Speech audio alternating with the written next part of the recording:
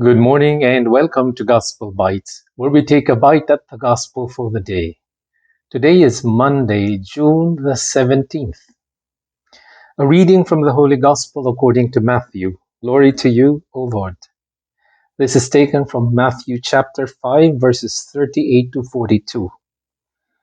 Jesus said to his disciples, "You have heard that it was said, 'An eye for an eye and a tooth for a tooth.' But I say to you, offer no resistance to one who is evil. When someone strikes you on your right cheek, turn the other one to him as well. If anyone wants to go to law with you over your tunic, hand him your cloak as well. Should anyone press you into service for 1 mile, go with him for 2 miles. Give to the one who asks of you, and do not turn your back on one who wants to borrow." The Gospel of the Lord. Praise to you, Lord Jesus Christ. So we hear this saying, an eye for an eye and a tooth for a tooth. I think just like the golden rule, this is a common understanding of many tribes or even many cultures, that justice demands that we return or that we pay what we have owed. So if you hurt me, I have to hurt you back. If you stole from me, I have to steal from you the same amount or the same thing.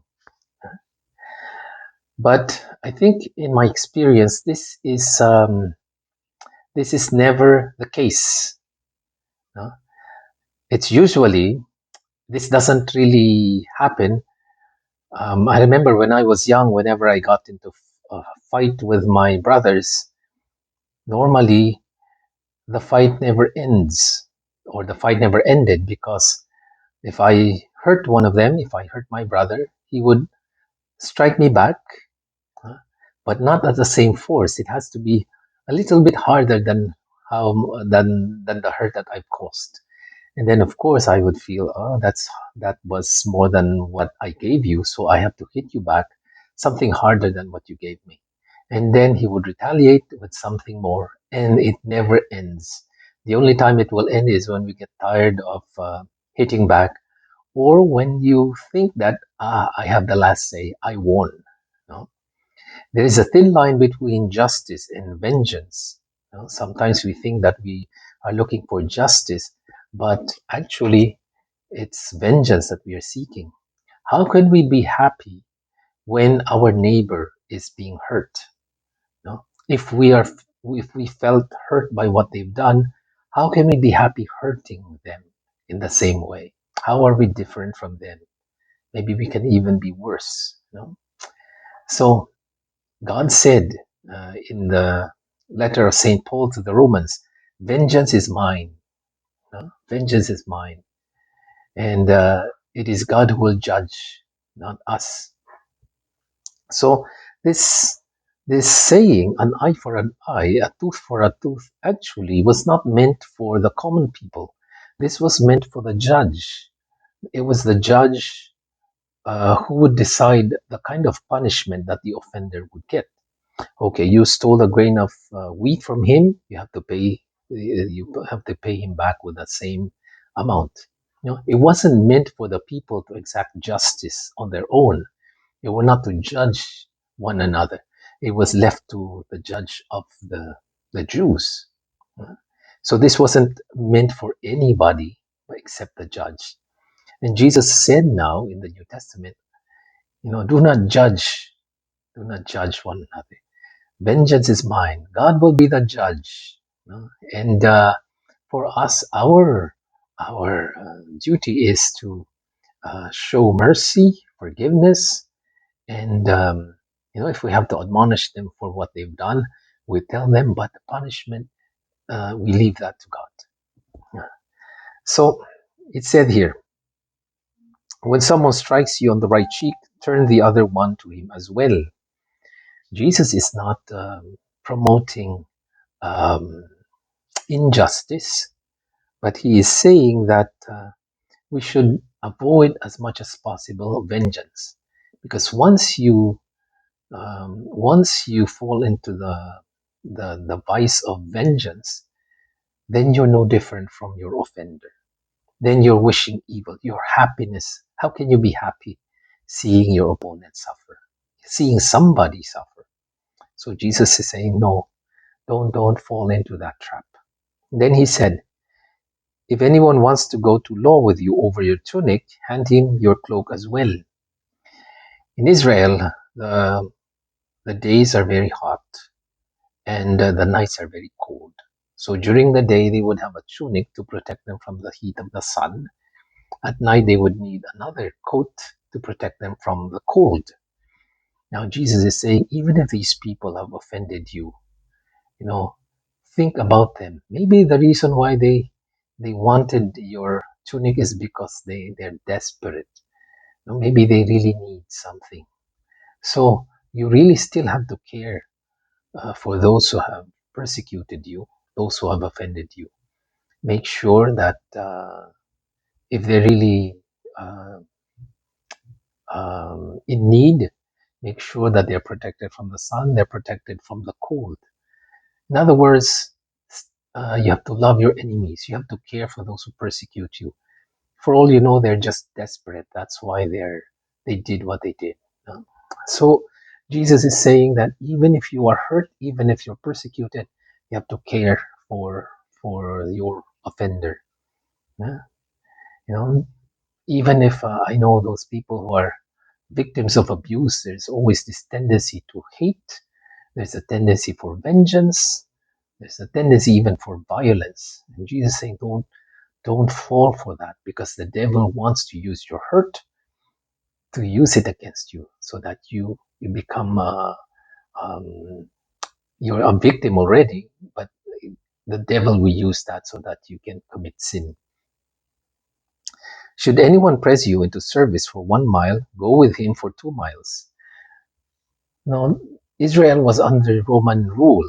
Now, the Romans made a law that if you see a Roman soldier, it is lawful that he can command you to carry something for 1 mile. Let's say he has a grain of rice or a grain of wheat, and he says, you go and bring this for me for 1 mile. He can only go 1 mile, and you cannot go beyond that. That's beyond the law. So the Israelites, the Jews, cannot do anything but follow. Now Jesus is saying, carry, do with, go with him for 2 miles. Don't just go for one, but do it for two. If you remember Simon of Cyrene, at the way of the cross, he was forced by the Roman soldiers to carry the cross of Jesus. He was hesitant. He was probably even grumbling. He didn't want to carry the cross, much more be associated with a criminal like Jesus. But because of that law, they had to drag him to carry the cross. It's almost like Jesus is saying, when you do good things, even to evil people, when you do good, you don't know, maybe you're doing it to Jesus. I think it fulfills that saying of Jesus, whatsoever you do to the least of my brothers, even if you hate them, you do it unto me. Even if they are your enemies, any good that you do for others, you do it to Jesus. So you'll be surprised. Maybe the good things that you've done, you actually did for Jesus. And finally, he said, give to the one who asks of you, and do not turn your back on the one who wants to borrow. Now, this is sometimes people think, oh yeah, look at this. You have to give to anyone who borrows. Well, Jesus does not promote abuse anyway. So when someone borrows from you and he doesn't pay, we have to learn from that. We have to realize, why didn't he pay? Maybe he's just really in need. But if that person is someone who really wastes his money, he could borrow as much money as he wants, and he's just going to spend it on the wrong things. And he doesn't want us to condone abuse either. So if someone asks for help them.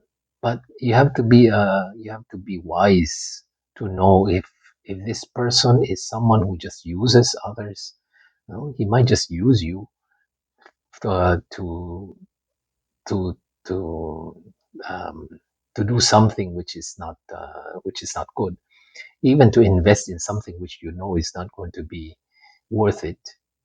Sometimes, I need this money for a business, and you know in your gut that this is not going to work. This is you didn't even study this. So, and sometimes people who are they especially hang out in churches, they beg for money. They have these stories that they tell you. Sometimes they scam you, and it's too bad because people who are really generous, sometimes when the genuine people who are really in need come to you, then you, they get tired of giving because they get scammed so many times.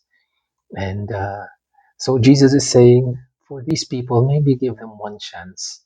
But if you know that they're already abusing, then you don't feed into that abuse or to the scams. We should be able to spend some time with that person and see. Sometimes we give money to the poor and just to get rid of them.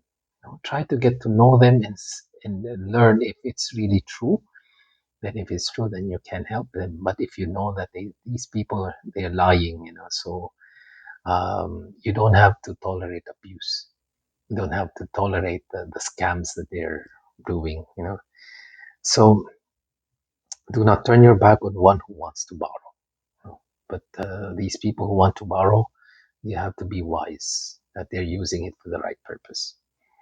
So Jesus is saying that you have to treat these people with kindness, with goodness, uh, and leave the justice to God, leave the vengeance to God.